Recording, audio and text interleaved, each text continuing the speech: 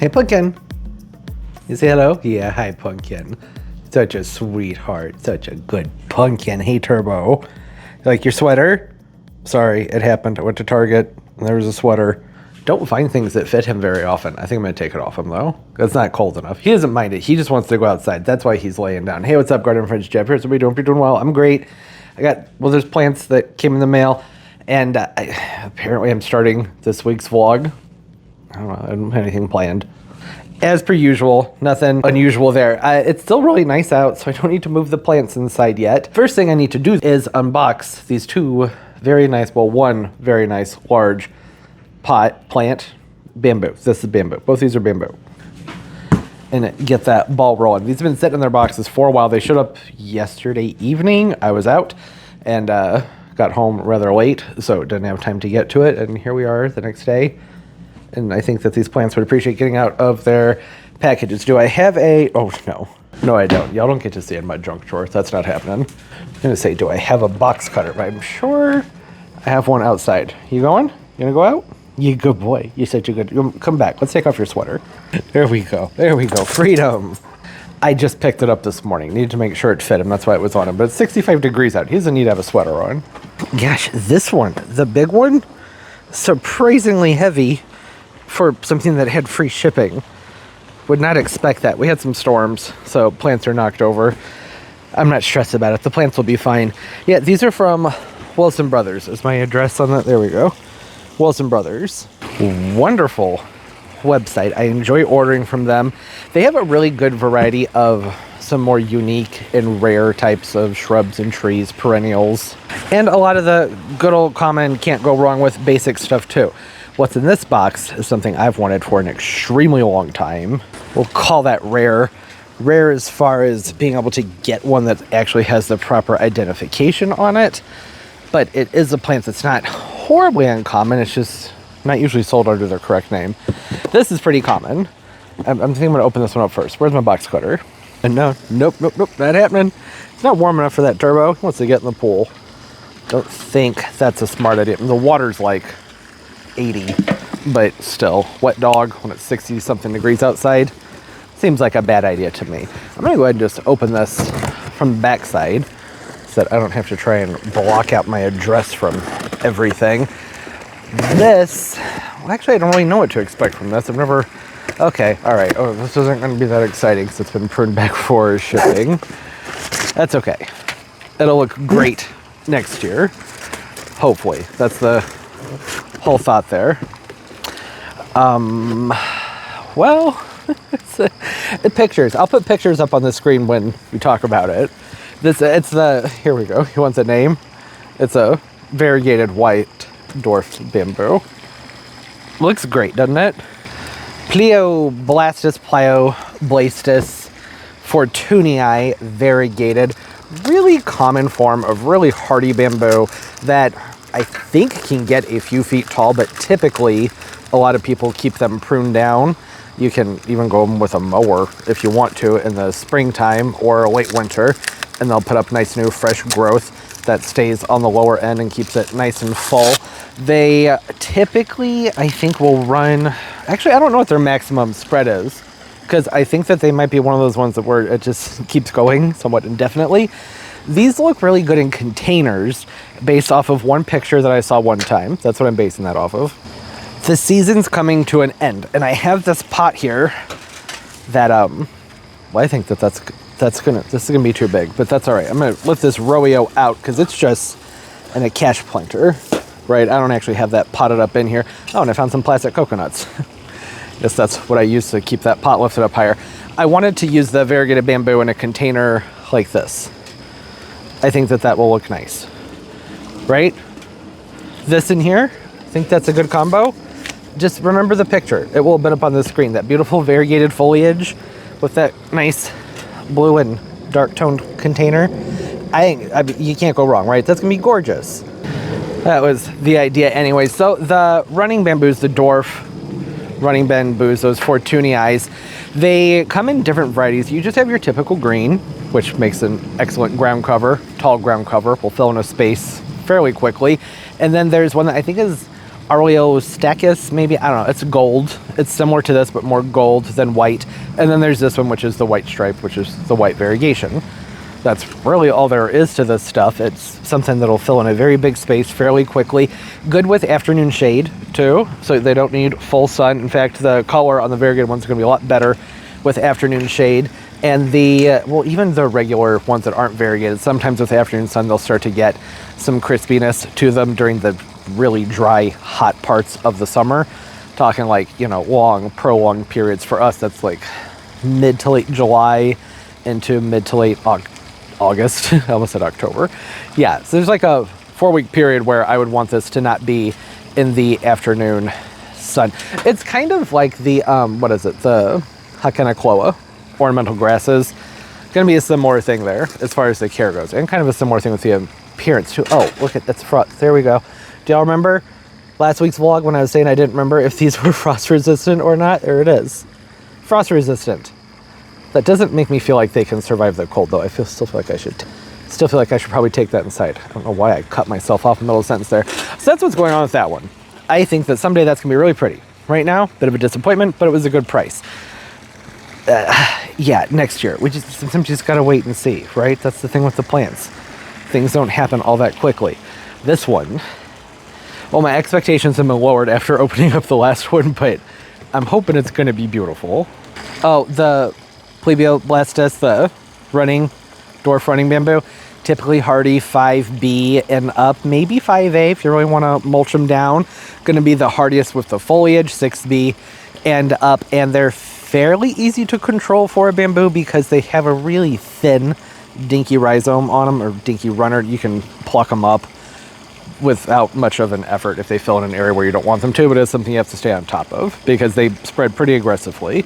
So they'll take over space, but like I said, it's not generally something that's gonna be devastating because you can just go in and rip them up out of the spots you don't want them in. Okay, and now let's set y'all down in the chair and get this beauty popped open. No, I feel like that's anticlimactic. I'm gonna take y'all with me. It's only a few staples. You can do this with the camera in hand, I think. Just gotta I'll figure it out. Okay, I didn't figure it out. I went ahead and did that off camera. You ready to see? I haven't seen it. Oh, okay. Yeah, this makes up for the sad little dwarf running bamboo. Look at that. Oh my God, this is beautiful. Look at the foliage on this. Absolutely gorgeous. There's the name. Isn't it fantastic? Shiroshima. It's the variegated bamboo. I've wanted one of these for so long, so many years. You can see they have a longer leaf on them, longer foliage than a lot of other, almost said bananas, than other bamboos. Variegation varies a lot from leaf to leaf. Some of them's going to be a lot of green and stripy, sometimes more cream, but it is a variegation that tends to lend itself more towards the white and green and cream tones than the yellows, which is always my preference. I'm just not a fan of yellow variegation. Oh, it's a good sized container too. Look at that, that's why it was heavy. Oh, I'm so glad that this wasn't bare rooted. Something like this, that would have been so disappointing because that's a setback for the plant, like a bamboo. This is nice. A lot of times when you buy bamboos, whether it's in a 1, 3, 5, 7, 10, 15, I don't need to list all the gallon sizes, even though I basically already did. They tend to not be very full until you get up to around the 10 to 15 gallon sizes, and then they are extremely expensive. This was pretty expensive though. I'm not gonna lie. This is a pretty pricey plant. I could have found it or a similar, possibly same plant for about half of the price, but I never would have known if it was the right bamboo, because there are lots of variegated bamboos out there, but I really wanted to make sure that it was actually the Hybanobambusa tranquillans. I want to say tranquians because that's the Spanish that I've been accustomed to, but that's not how that's pronounced. The Shiroshima is what I'm saying. I wouldn't know for sure if that's the right one. And it is important because one of the reasons that I really like this bamboo and have wanted it for such a long time is because of its growth habit. This one is a pretty slow grower for a bamboo. I think they're going to go about 16 feet, and they said 10 years, but only about 3 to 4 feet wide. So while it is a runner and a spreader, it's not supposed to spread aggressively. At least it's going to take it about a decade, and then maybe it'll start growing aggressively. And that's been their experience with it and a few other people's. I have read some people saying that they will grow fairly quickly too. So we'll find out about that together. The other reason I really wanted one of these is because they're great with the afternoon shade, and I have a lot of afternoon shade out here. Bright morning light, and then by early to midsummer, it's fairly shady from about here and over by 1 to 2 o'clock in the afternoon. And that's where this is going to shine, because they tend to lose some of their variegation when they get too much sun.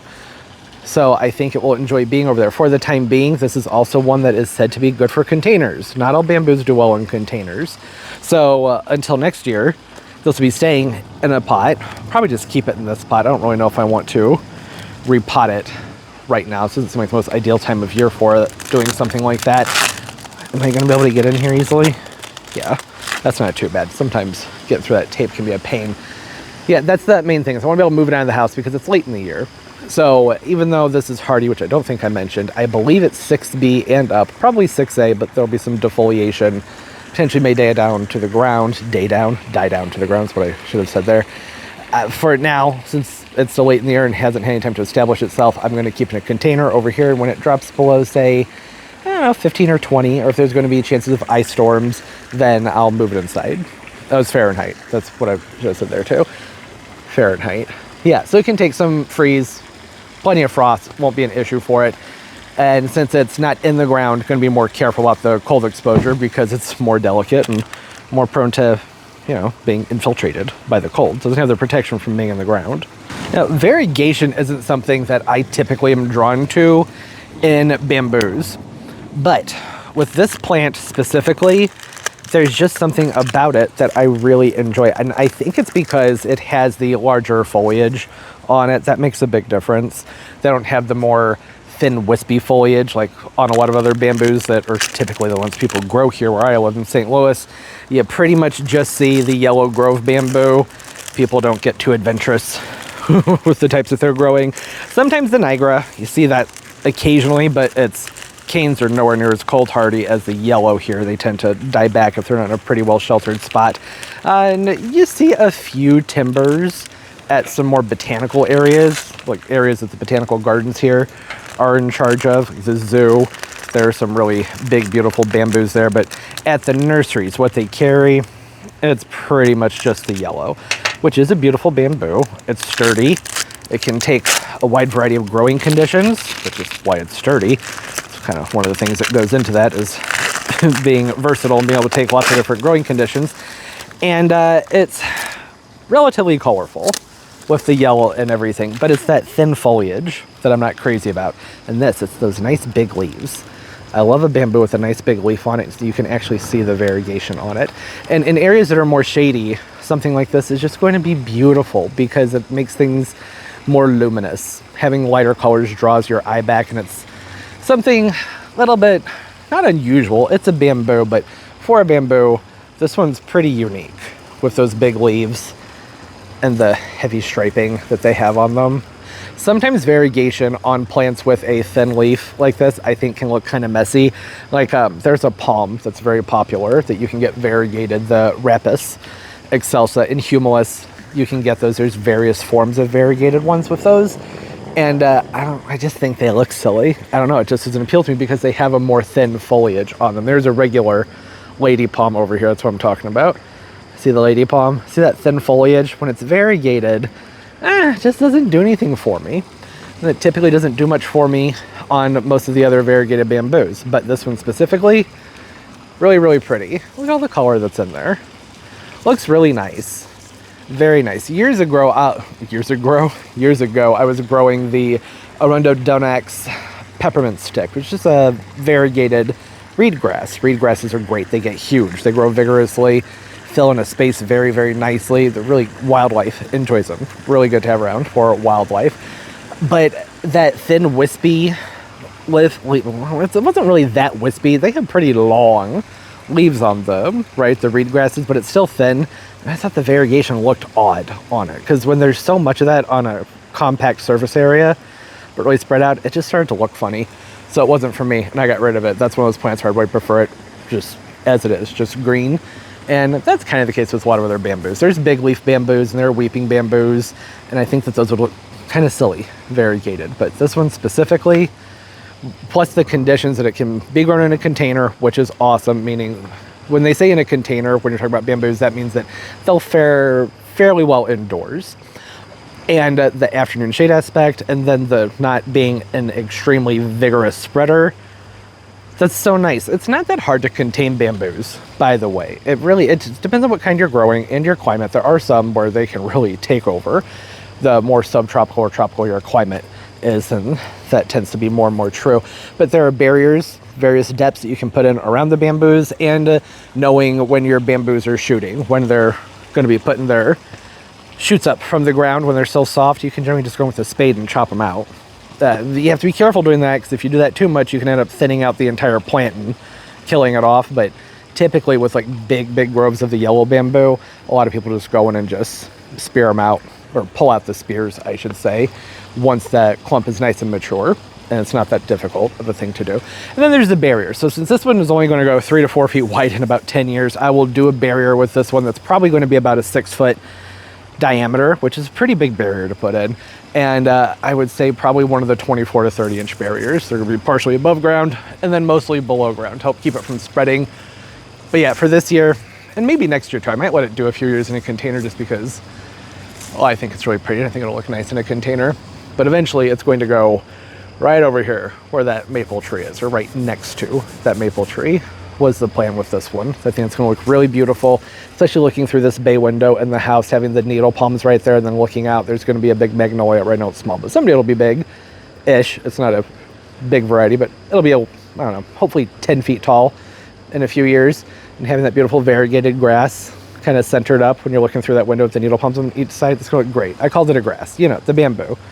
Y'all know what we're talking about. It's the most beautiful bamboo ever, the Hiroshima. So pretty. So pretty. I love this. I'm so happy that I was able to find this. Like I said, there are a lot of variegated bamboos out there, and I've seen several for sale that looked like it's probably this one, but I never wanted to get them because unless it actually said that it was the Hiroshima, then I didn't have any guarantee that it would like the afternoon shade, that it would do well in a container, and that it would do that thing where it might go 16 feet tall and only maybe 3 to 4 feet wide. I'm guessing more like 4 to 6 feet wide within a 10-year span, having that slower spread rate. You don't know what you're getting unless you don't have the proper name on the plant. So I did pay extra for that. And because it said specifically on the site, it said that this was a nice full plant. So a lot of times when you order bamboo, you're only going to be having just a few little sticks in the pot. Like I would say, you know, something like what you're seeing right here. Just pretend none of this is there. 1, 2, 3, 4, 5, 6 growths, fairly typical. Just long, skinny ones, because a lot of them aren't going to start to do much until you put them in the ground. So being able to get one that's nice and full in the container, very well rooted in there. I don't know, is it too rooted in there? This is a nice solid container, so I can't really give it a squeeze to tell if it's ready to bust out. Oh yeah, I can see something going on down here. So yeah, it does. It has a runner all the way down here. Can y'all see that? See it? Look at that. It's ready to go. That thing wants out of there. So I probably will want to either get that in the ground or into a much larger container in the springtime. If it were earlier in the season, I would do that now. Can you tell I've been filming like 5 videos today, so my brain's a little bit rattled. Then I would go ahead and repot it, but it's not. It's too late. It might look nice over here in this area in the wintertime with some other evergreens and, you know, all these tropicals, they'll be inside. Wow, so much mess. So much mess. Okay, we'll get to all that later. It's the weekend. I'm doing other things. Wasn't planning on even filming today, but I needed to get these out of their boxes and talk about them. So there's a nice, fun unboxing bamboo start to the vlog. Moving forward, I don't know. Enjoy my lack of transition. You probably, okay, lens cap. Might want to see what's going on here. Sorry for the lack of transition, just decided it was time to move on. I also got some bulbs in the mail. By some, I mean a few hundred. Thought I ordered 20. Apparently I ordered a lot more than that. One of them is an amaryllis, and I was thinking it would look nice to get that potted up into this container. Isn't that a beautiful container? So nice. Has a great color and shape to it. Very Christmassy. I had this rabbit's foot fern in there, and I pulled it out, and it was feeling very lightweight and dry, so I went ahead, gave it a drink, and then made a mess in the sink. This does have a drainage hole in it, but I had been letting the water fill up in the bottom just because I think it was helping out that fern. Can I get this out? That thing's really in there. Keep pulling. See if it'll... Nope. I might need a tool. Maybe I can just... There we go. Just had to try harder. Sometimes that's all you got to do. And then need to put this somewhere where I won't forget about it. Maybe in there. There we go. You know I'm 100% going to forget about that. Hi, kitten. How you doing? Okay, so bulbs, and then I have a few other things over here that you got to wait and see. They're very exciting. What you doing? What you doing? You want to play? You want to play? Such a cute floof. Such a sweetheart. Okay, let's go ahead. Get these things outside so we can talk about them. You can see the beautiful new amaryllis that I'm very excited about. And some other newfound plants that came in the mail. Are you excited? You so excited to go back outside. Holy freaking crap, it got cold out here, Turbo. Sun went away, it's freezing. Which, of course, led me to check the forecast, because it's that time of year where I'm checking the forecast, 3 or 4 times a day. Looks like there's going to be some days in the 30s next week, so much for the nice long fall. I mean, it's been a nice long fall, but that means around the 18th or 19th, all the tropicals are going to have to be inside, so I know what I'm doing next week. As it is, we've been having plenty of dips into the Did you really? Really? Specifically said not to do that. You better keep that over there. Get away. Don't come over here. I do not want to get wet. It's way too cold for that mess, Turbo.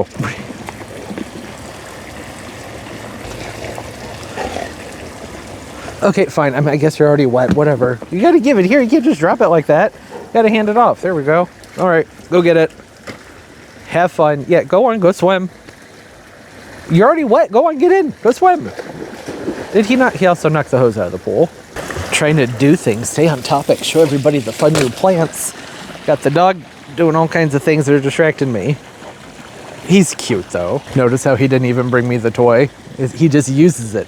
He just brings it to me so I can throw it in there, and he's like, all right, that's my excuse to get in there and get wet. It's like I think I said earlier in the video, not too terribly long ago, that the water's warm, the air is not. Okay, you want to talk about what's in here?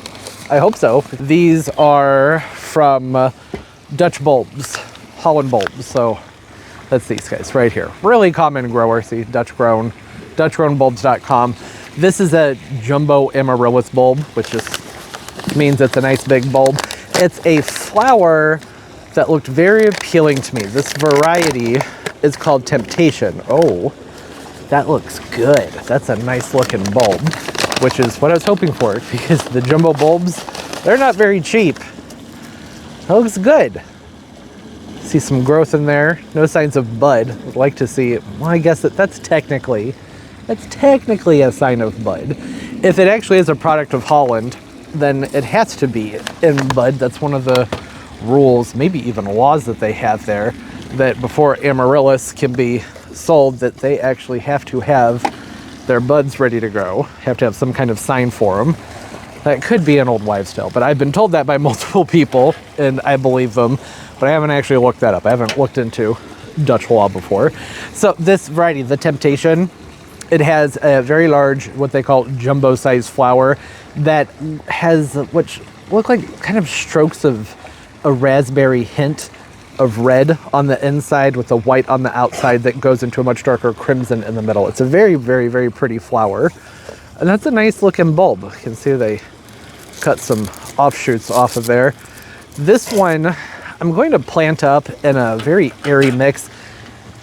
And we're calling it an amaryllis. Technically, these Christmassy, the holiday time amaryllis that we're buying and planting aren't actually amaryllis, but they're in the amaryllis family. So these are actually hypaeastrum. That's the name for them. Main difference being, well, one, where they come from, right? The true amaryllis are from South Africa, I believe, and these guys right here are New World tropicals, and many of them are epiphytes too. So it's important to make sure that this is in a nice, well-drained mix. Don't want to overbury it. That's largely to allow room for the roots to grow, because these get pretty massive root systems on them.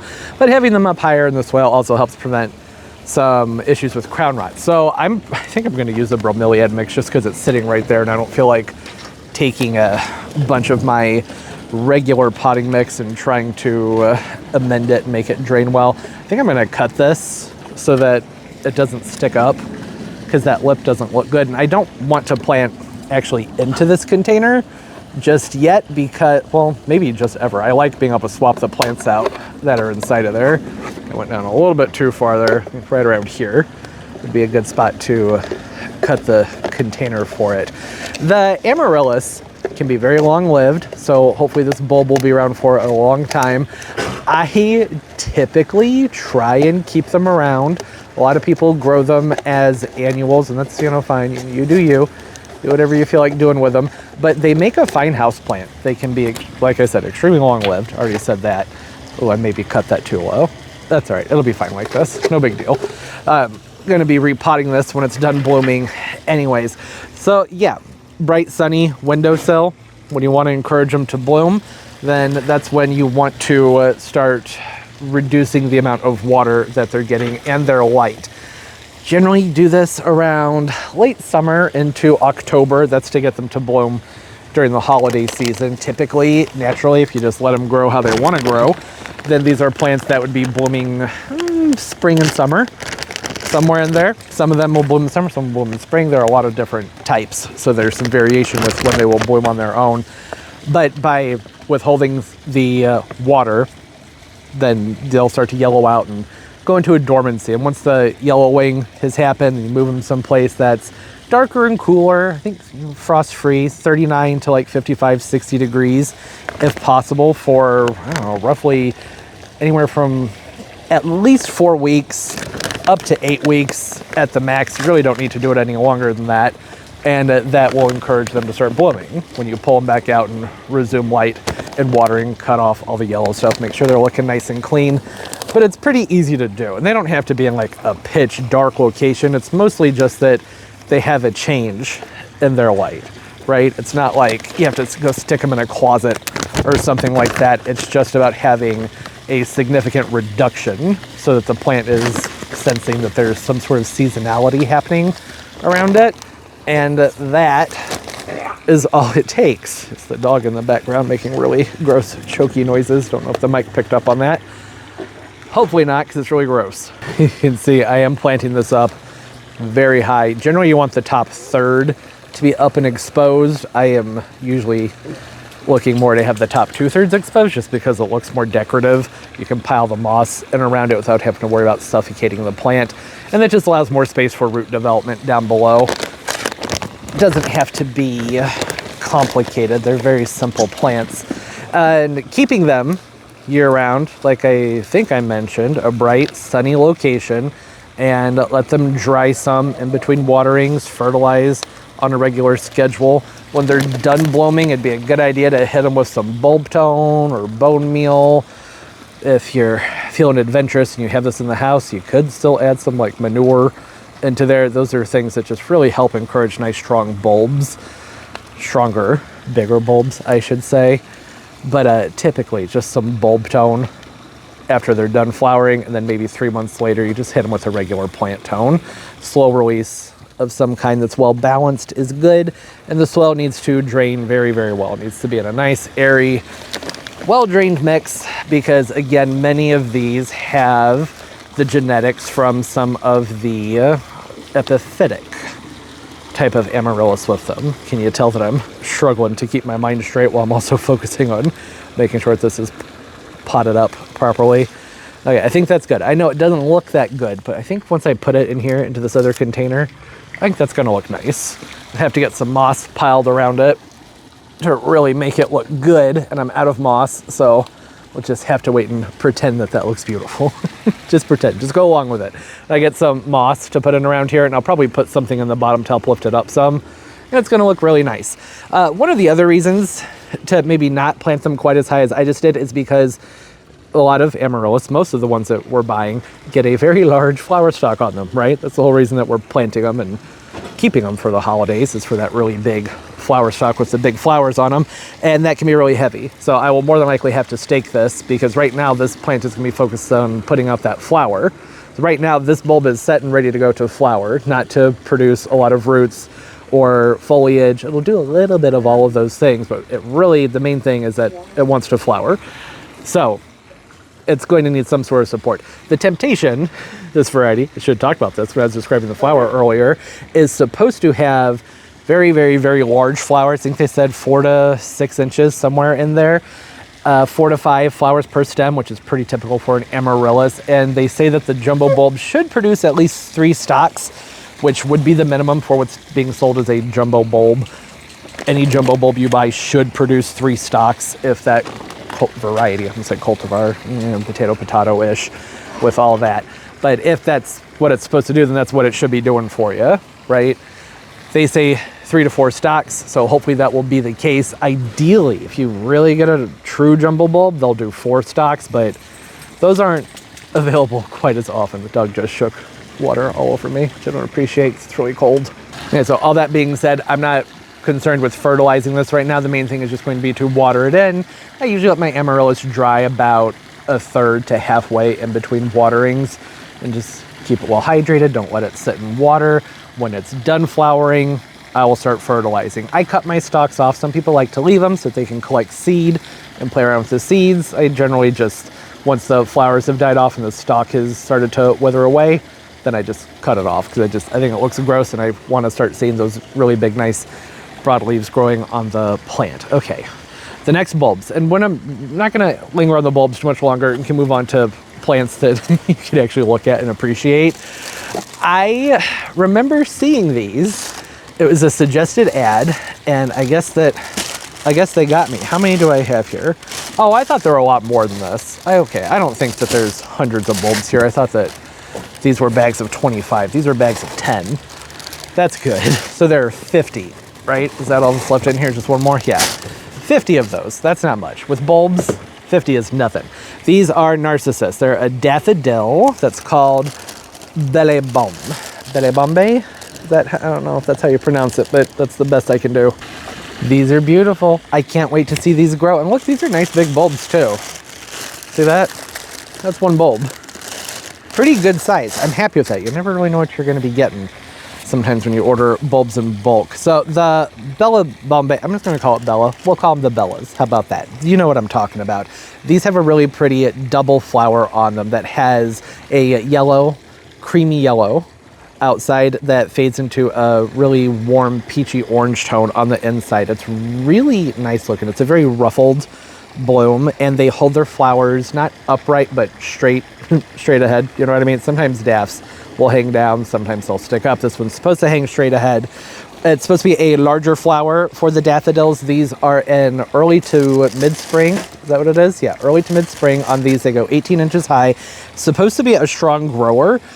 Pretty good for partially shaded locations, which is true of a lot of the narcissus. A lot of them can take those conditions. And supposedly a good perennial type. We will see. Most daffodils are, but sometimes narcissus, you'll think that you're going to have them for a long time, but sometimes the ones that are more fancy, you just get a few years at them, they start to dwindle away. But judging from the size of these bulbs, I imagine these will be around for a long time. Only problem is I don't have anywhere I can plant them yet because the garden's still full of annuals.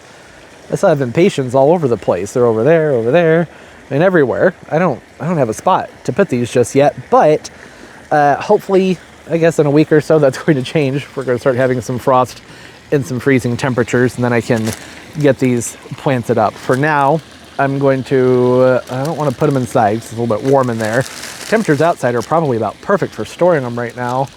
Just want to keep them dry. I don't know. I'm gonna figure out a spot to keep them and get those planted up, hopefully, in the next couple of weeks. Need to keep them dry. I'm sure y'all are ready for me to move back onto plants and go from bulbs. I know the bulbs, I think they're fun, but they're not the most exciting things to look at because, you know, it's just a bulb. There's nothing happening with it. Hey, these are fun. I think you're going to like them. Had these on the channel before. Look at it. Look at it.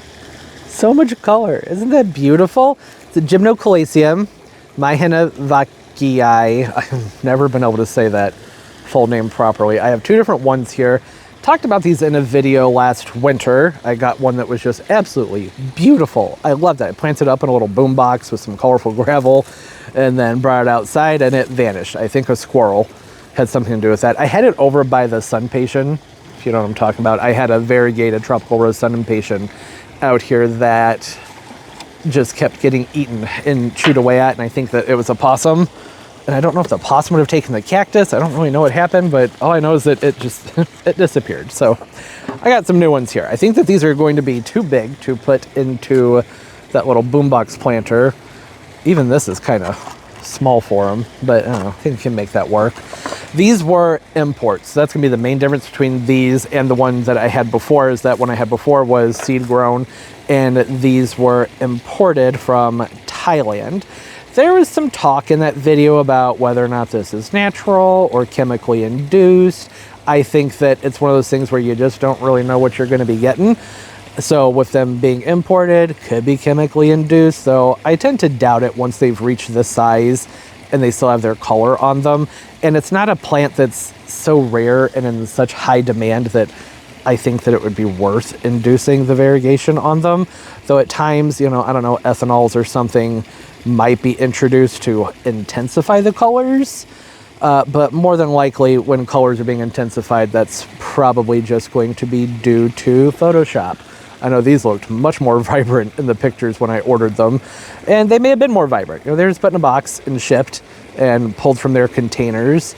And in the picture, they were nice rooted plants into their pots, and now this is just a nub. Nothing going on with that one, but that's okay. They root very, very, very easily. Try to be careful with the sharp, prickly thing. I have a feeling that I am really going to regret using these tiny pots for these cactus, but it's the only thing that I think is going to work. The next size up as far as pots are concerned are really big for these. You know, if you go too big, then you run the risk of water collecting and the plants rotting. But man, they're going to be a pain in the butt to water when they fill out the entire tops of the containers like this.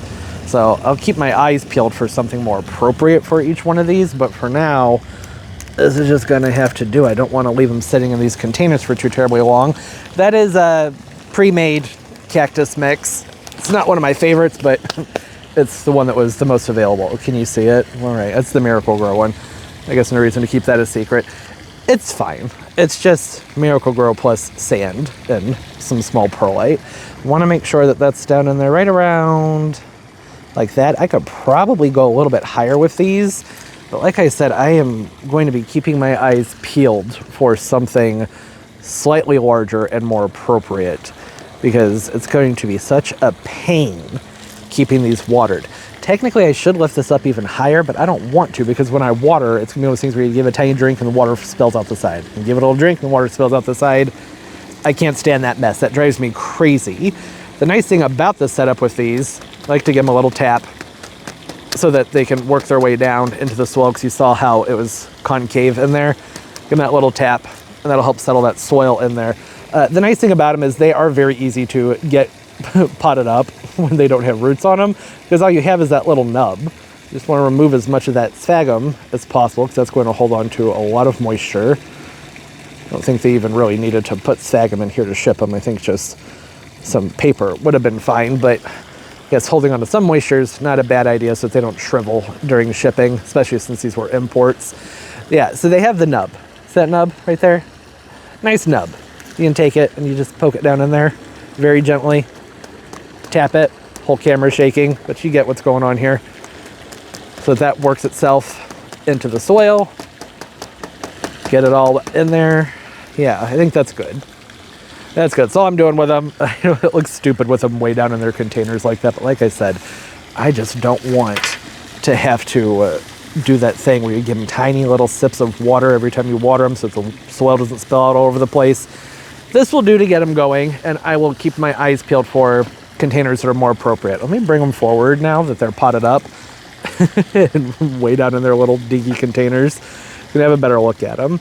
The downside to these being imports is that I don't know their name. So a lot of these gymnocalyciums have a name to them for the type of patterns that they have. It's just pretty random. Kind of like they do with polyps for coral. The zoas have all kinds of random names given to them based on their color patterns, but what it all comes down to is they're all the same zoanthids, but you get the point there, right? Just naming the colors to make it easier for people to pick out what they like. The one I had before was called like Sunset Kiss or something like that. It was so pretty, but I didn't see that for sale. And these were bigger, so I thought I would go ahead and give these a try. They're pretty prolific as far as cactus are concerned. So you don't want there to be too much green, or not, no, you don't want there to be too much variation on them. They need to have some green on them, right? Or else they're not going to grow well. When they are fully colored up, these are the cactus that you see that are grafted onto the tops of the usually dragon fruit stems at the stores, and they call them moon cactus. If those aren't attached to those other cactus through grafting, then those will rot and die because there's no green on them at all. These have some green, right? Not a lot. I'm actually a little surprised I picked this one out because of the lack of green that it has on it, but I guess that I was just really taken aback by the intensity of the colors on it. In person, this is more vibrant, and these are going to color up some more too. So once they get some more light and they start to reestablish themselves, they should get some brighter tones to them. When I said that they're prolific, let me get back to my point there, it's because they will put up lots of little babies along their sides, and you can pluck them off, stick them in some soil, and you grow more with them. In fact, one of these looked like it maybe had a little, yeah, okay, up here. I'm getting close. I'm gonna try and zoom in on that without making anybody dizzy. See it? That little spot right there? That's a little baby. It's getting ready to bud out. So that opens up some more, like a lot more. Want it to get to be, I'd say at least probably ½ an inch in size. Pop it off, stick in some soil, and you have another one. So it's one of those fun cactuses where you can divide off of them very, very easily. Great colors. There's so many different ones to choose from. I just like these because of the colors that they had on them. I will link the sellers for all of these plants, the bulb company, Wilson Brothers for the bamboo, and the Etsy sellers for these cactus and the plant I'm about to show you down in the description.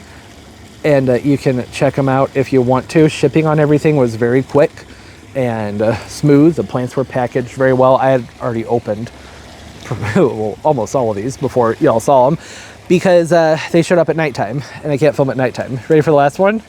Here it is. I already brought it out. Hope you're ready for it. Isn't it pretty? So pretty. Look at that nice color. Sansevieria, white rhino. Just checking out the pot size there. I think that'll work. That's not, it's just a really pretty Sansevieria. So this one has a squat growth to it, and it spreads out, fans out into a beautiful shape that kind of looks like a sea creature. Not like a starfish, but it gives me starfish vibes, whatever that means. The white rhino, this one, it's white rhino silver is the name on the cultivar. You can see it doesn't have that typical fan shape to it yet, but as it gets bigger, it will. These offset pretty freely, so I don't really understand why they're as expensive as they are. For some reason, this is kind of a pricey Sansevieria. It's not a rare one at all. Did I say rare one? Rare one, you know what I mean. It's not a rare one. You can find these. I've even seen these at like Lowe's and Home Depot before. Not the white rhino with that silvery tone to it, but just the regular. Same deal. The big star fan shape to them. Not uncommon. Something you should be able to find. It's a Sansevieria, so care-wise, not a lot to say about it. They're pretty easy to grow. Should be a plant that can last a long time as long as the soil drains well. Give them plenty of light. I know Sansevieria are oftentimes sold. I paused there because I realized that I'm out of frame. That's probably really boring for everyone not seeing what was happening. Sansevieria are often sold as a low light plant, but they do better with nice bright filtered light. They do much better with nice bright filtered light. They can tolerate low light conditions, but it doesn't mean that they like it, and it doesn't mean they're going to grow in it. In fact, they're probably not going to grow. They're going to grow much, much, much more slowly. You're not going to get to see them flower, which is a shame because the flowers on Sansevieria are so pretty and fun to look at. So nice, bright, indirect light. You can get some direct light in the morning and they'll be okay. And don't let them sit in water. That's about all there is to growing Sansevieria. This is a slower one to grow, but it's not the slowest. This will, you know, probably double in size every year for the next couple of years, which I think is actually pretty good for a Sansevieria. Which again goes back to me wondering why they're so incredibly overpriced. These white rhinos typically are between like, I don't know, 35 and 150 bucks depending on how big they are. And like, look, you see the offshoots down there? They put out multiples, they grow fairly quickly. So I don't really know what that's about. Maybe it's just not as commonly sold right now. Or I don't know, maybe some Instagram page or other YouTube channel made them trendy and I missed it. That's always possible. But I had one of these years ago that wasn't one of the white rhinos. It was just one of the regular whatever type of Sansevieria it is that makes this shape. I don't remember the actual proper name on it.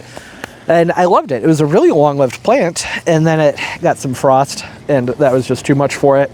Some Sansevierias, like the Trifasciatas, can take a very light frost, but that wasn't the case for this one at all. Another thing I look forward to with this is as it matures and it starts to have that paddle shape to it with all the leaves going in that fun pattern, is that they start to look like tubes. This one right here is starting to get that tube shape to it, where essentially the entire leaf is folded shut. You can sort of see the seam there, whereas on these other more immature leaves, you can see how they're opened up. But it's those neat tubes that look so cool with these. Should have this for a pretty long time. Gonna make sure to not let it take any frost, which, you know, that was the death of my last one, so I want to make sure not to make that mistake again. Overall, just a fun looking plant. And yes, before people start commenting, I know Dracaena is now the proper name with the Sansevierias, but I just can't do it. My brain just won't allow it. If I were writing it down, or if this were something scholarly, then I would of course make sure to use the proper name for it. But that's not what's going on here, but I should mention it because someday the new naming will have caught on and people will want to make sure they have the proper name for these. So technically a Dracaena, not a Sansevieria. That doesn't really matter. I just wanted to show it to y'all because I think it's really cute and really pretty. It's a nice looking plant. Easy, tough, low maintenance plants. I really like that, especially when they're nice and colorful too. I look forward to this getting rooted out into this container so I can bump it up into something more decorative that will look better in the house. For now, this is going to go into the grow space. I think that's going to be the best spot to have it in to get it rooted and established. Some more humidity in there. That humidity is going to help, even though they don't necessarily need the humidity. It is going to help getting it rooted in. And I think that that's it. That was a lot. Lots of new stuff. Yeah, the season's over for shipping plants. I'll still be ordering stuff during the winter time, I'm sure, but I just have to start worrying about the heat packs and everything. These are all things I wanted to get done. I have one more plant coming in the mail that I don't think will make it into this video, but y'all will get to see it next week. I'll sprinkle some of my leftover soil up there that I'm really excited about. And for now, what I really need to focus on, now that I've seen the new forecast, is loading up the Gorilla Cart with little plants and starting to move things inside. I know, it's sad. I don't want to do it either, but it has to be done. So may as well get a head start on it. I still have, you know, at least a week till I need to take most of these in, but I figure maybe every day for the next several days, I just load up the Gorilla Cart with the little stuff and take them in. And then when the forecast is closer for that freeze, go ahead and move the big stuff in. Moving the big stuff in is actually not a big deal. It's all of the teeny tiny little things. That's where the real headache is. So that's what I'm doing now. Don't think I'm going to film it because I do this every year and I think it gets kind of boring and redundant. It's just going to be a change in the plants that we see outside. So I can film it a little bit, can walk around and talk while I do some of these things. Is that double dot begonia. Love this plant. I know I've talked about it a whole bunch. It's because I love it.